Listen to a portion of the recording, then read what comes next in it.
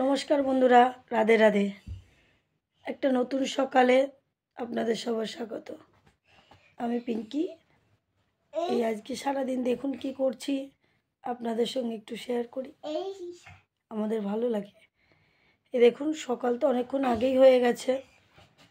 আমি ঘরের কাজগুলো করে নিয়েছি, নেওয়ার পরে একটু বাইরে এসেছি।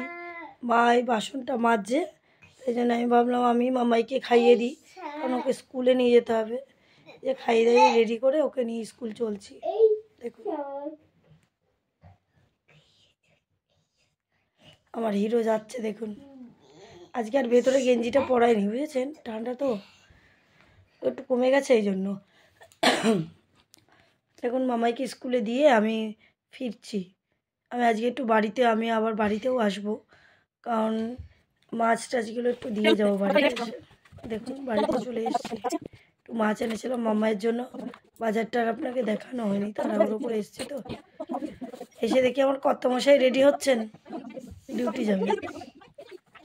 তা আমি বলছে ঠিক আছে, তাহলে তুমিও চলো, তুমিও দেরি হয় না, তোমাকে ছেড়ে দিয়ে স্কুলে আমি তাহলে চলে যাবো ডিউটি। যাক,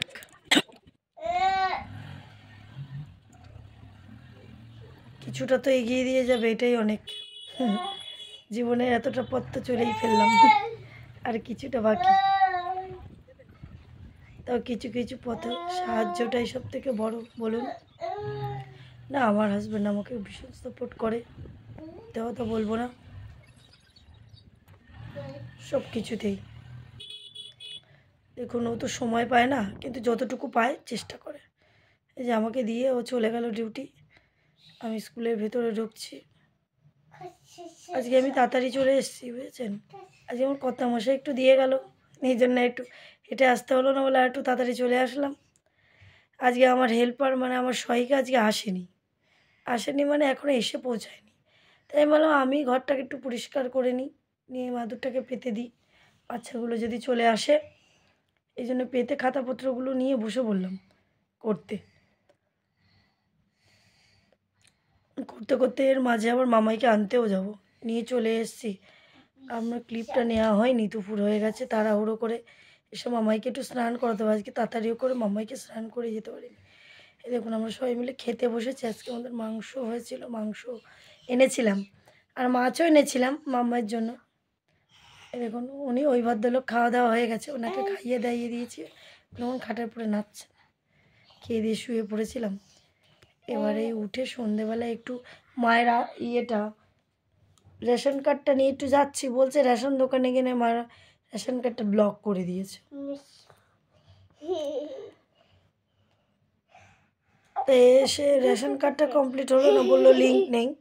পাশেই আমাদের বাড়ি সাইবার ক্যাফে ও কাজ করে। তা আমি আসলাম, এসে আমার মামাইকে একটু পড়াতে বসালাম। দেখুন কিছুতেই লিখতে চায় না, স্লেটটা ধরে রেখেছি, কিছুতেই লিখবে না। আমায় হাত ধরাতে হবে, তারপরে লিখবে। দেখুন আমি চেষ্টা করিয়েই যাচ্ছি, মামাই লেখো, একবার বা হাত দিয়ে লেখে, একবার ডান হাত দিয়ে লেখে। দেখেন কি করছে দুষ্টুমিটা।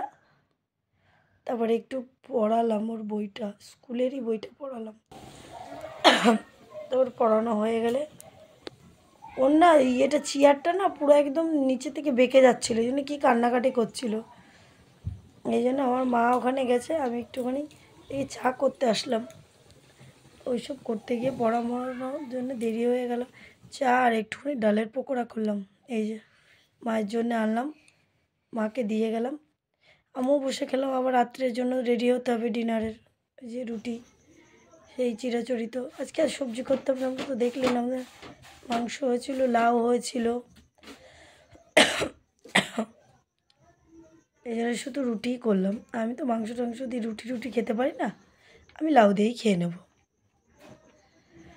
যদি আমার ব্লগটা আপনাদের ভালো লাগে সাপোর্ট করবেন, ভালোবাসা দেবেন। যদি কোনো ভুল ত্রুটি হয়ে থাকে তাহলে আমাকে কমেন্টের মাধ্যমে জানাবেন। এই যে রুটি করে আবার একটু এই ঘরে আসলাম, এসে দেখছি মা মাম্মাইকে খাইয়ে দিচ্ছে, ভালোই হলো। আমার হচ্ছে আর কষ্ট করে ওকে খাওয়াতে হবে না। অনেকটা সময় লাগায় জানেন তো, বিরক্ত লাগে, ভাল লাগে না।